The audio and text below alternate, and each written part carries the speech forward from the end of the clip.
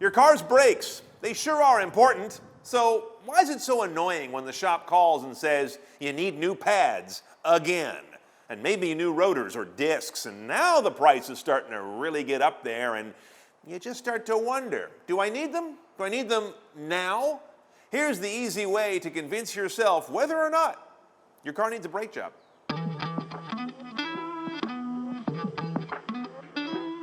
Now, the most commonly replaced part of the brakes is the brake pad. This is a brake pad right here. It's an abrasive, wearable material, hard but wearable, on a metal backing plate, okay? These are used, and they're pressed by a hydraulic piston, to clamp onto the disc, and that creates the friction that slows your car, okay? So a lot of heat and force takes place on these guys, but they do wear. You can see this is pretty thick right there. That's a lot of material, right? Eventually that wears down to 1, 2, 3 millimeters, and that's when you need to start to replace these. The other thing is that your car's weight, the way you drive it, and your terrain are going to make the interval for you to get new brake pads very different from someone who has different terrain and driving habits, even in the same car. And you might just say, wow, my neighbor gets brakes done every 40,000 and I need them every 8,000? What's going on there? There are a lot of variables. So you might want to check these yourself and check your discs as well. Those are the things you see behind your alloy wheel, big round shiny metal disc, or known as a rotor. And that's what pads clamp onto, of course. Now sure, they're made of heavy-duty metal, but they do wear because these brake pads are basically grinding on them all the time. When those discs get too thin, they can dissipate heat less well. That may cause brake fade during heavy braking. They may also take a little bit of a warp, very slight, but just enough for the car to have a little bit of a shimmy or a wobble under braking, and you might feel it pulse back in the pedal as well. This is the world of why you need pads and rotors, as the job is called. Here's how to go in there and prove it to yourself.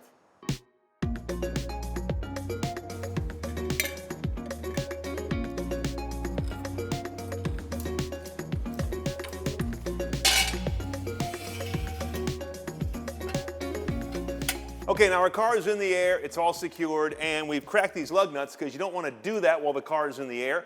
It puts too much force on this wobbly jack and threatens to drop it down to the jack stand, which is there for safety. We don't want that to happen. Now let's get our lug nuts off. You can speed that up a lot using a socket attachment on an electric drill.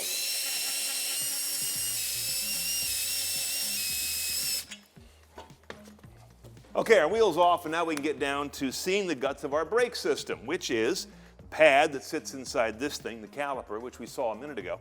And then over here, we've got, of course, the rotor or disc, as it's called. First, I need a couple of special tools.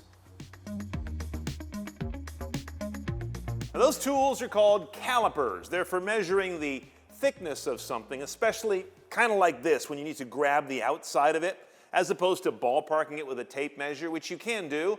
But we're talking about some pretty fine measurements on the thickness of pads and thickness of rotor. So that's why calipers are good. These used to be really expensive. Nowadays, I got these for under 30 bucks, this pair, and there's another one here that I paid not even $20 for. And these are going to do two different things. This one has long sort of outside fingers. That's going to allow us to go to our disc or rotor and grab it from both sides. See? Put the disc in there and measure that thickness and get a digital reading up there.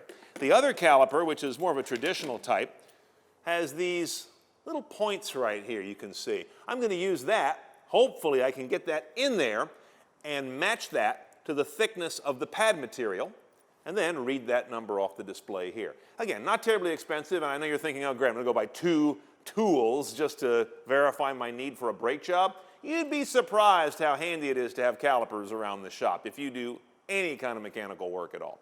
Let's go measure. Okay, so first I'm going to take this long reach caliper here with these funny long fingers on it. Here's why you want that. I'm going to zero it out so I get an accurate measure. I go over here. Because I have those long fingers that reach kind of around something, I'm able to go over here and measure that disc.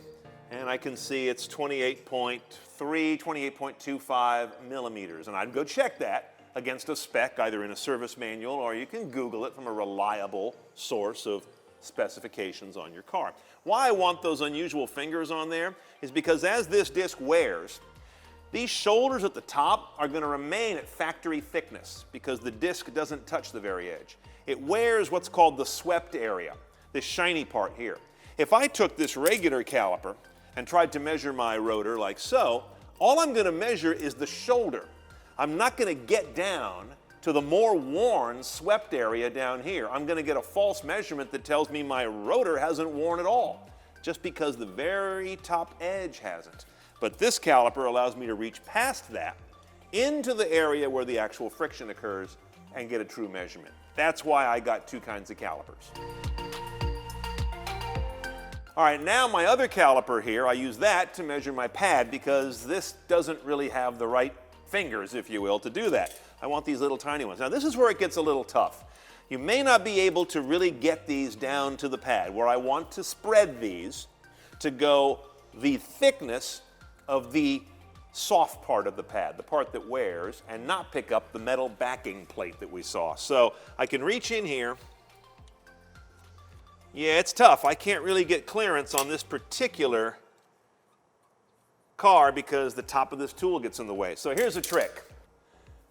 I get a business card, nice thick piece of cardstock, and a flat blade screwdriver.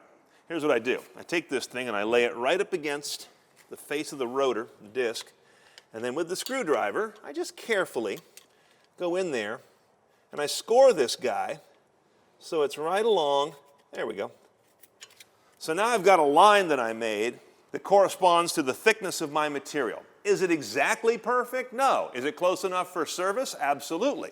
Now I can take a really good tape measure, or in this case, I will take my caliper, zero it out, and when I measure that, I've got a nice fat, what is that, almost 9 millimeters of pad. Now, on this car at this moment, this happens to be a fresh brake job. So I have lots of rotor with almost no shoulder up here and nice thick pads. You might find that your pads are down 3 millimeters or less. That's generally where you start to think about replacing brake pads, and certainly by the time you get down to 1 millimeter, time to get them out of there. So roughly 1 to 3 is your think about it zone.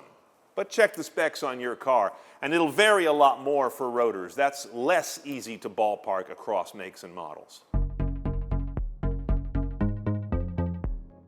Okay, so we've measured up the right front in this case. Now you got to go over and do the left front, right? Not necessarily, unless you're doing some very strange driving, like going around a track one way all the time, or something's wrong with the pressure in your brake system. The brakes on either side of an axle should wear pretty closely to each other. I'm not going to go measure the other one. It's going to be about the same zone as this. It either needs replacement or doesn't. I'm not trying to split hairs here. Now, if you're comparing brakes from front to back, that's a whole different story. Front and back brakes are like different universes. The fronts wear way faster than the rear on just about any car. So in that case, you would want to go pull a rear wheel as well. But if you're being told it's just a front brake job you need, I've done enough here to verify that I do or don't need that. Okay, so that's it. It's a little bit of work, I gather. Most people aren't going to do this, but if you're watching this video, you probably are inclined to do so. Now you know how to check your brakes and make sure you're not being rooked when they say you need a whole new set of pads and rotors across left and right, maybe even the whole car. There aren't that many shops that are going to try and screw you over. I just haven't run into that many in my life. I hope you don't either. But there are some cars, I'm looking at you German brands, that go through pads and sometimes rotors so fast you'd swear they're pulling your leg. This is something you might want to do once or just twice to find out, okay, that car in my terrain, the way I drive, does go through brakes that fast. And then at least you know.